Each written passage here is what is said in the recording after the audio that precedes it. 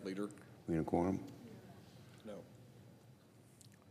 Mr. President, the first stop on Donald Trump's so-called affordability tour was a train wreck. Last night's speech in Pennsylvania was supposed to kick off a new messaging campaign on affordability, but all it did was expose how Donald Trump simply doesn't get it. Anyone listening to Trump's speech could see he simply doesn't get what people are struggling through. He's trapped in his billionaire bubble. In his speech that was supposed to be about affordability, Donald Trump kept making fun of the word affordability. Does he have to go shop for groceries and not be able to buy the things his family needs? When your car is injured in an accident and you don't have money for the deductible and you don't have a car, does he understand that? Donald Trump is in his bubble, and he kept making fun of the word affordability. People are struggling. They can't afford basic needs, and Donald Trump keeps making fun of it by calling it all a giant hoax. But Americans know affordability is not a hoax. They see it as very real every time they go to the grocery store, pay their bills, pay the rent. And Donald Trump just doesn't get it.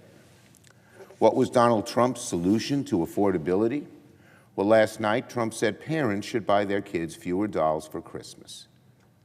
We're not talking about fewer dolls for Christmas. We're talking about necessities like food, like medicine, like fixing your car when it gets damaged, like maybe going to see the grandkids who you haven't seen in 2 years because you can't afford the trip. He said kids at school should have fewer pencils. And then he repeated that his favorite word was tariffs. What kind of world does he live in? Does he understand that these tariffs are raising prices through the roof?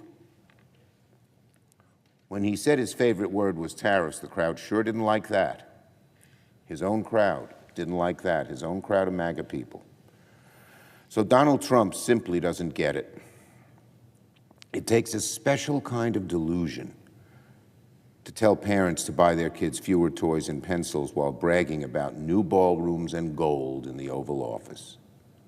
You cut back on your Christmas presents for your kids who might really want something and have looked you in the eye 10 times and said, Mom, Dad, could I have that? And instead, he's spending money on new ballrooms and gold and brags about it. That's Donald Trump in a nutshell. But that's not all. During an interview released a few hours before this so-called affordability tour, Donald Trump was asked how he'd grade himself on the economy. He said A++++++, but the American people are giving him an F. What crackpot economics did Donald Trump study? An A with 5 pluses?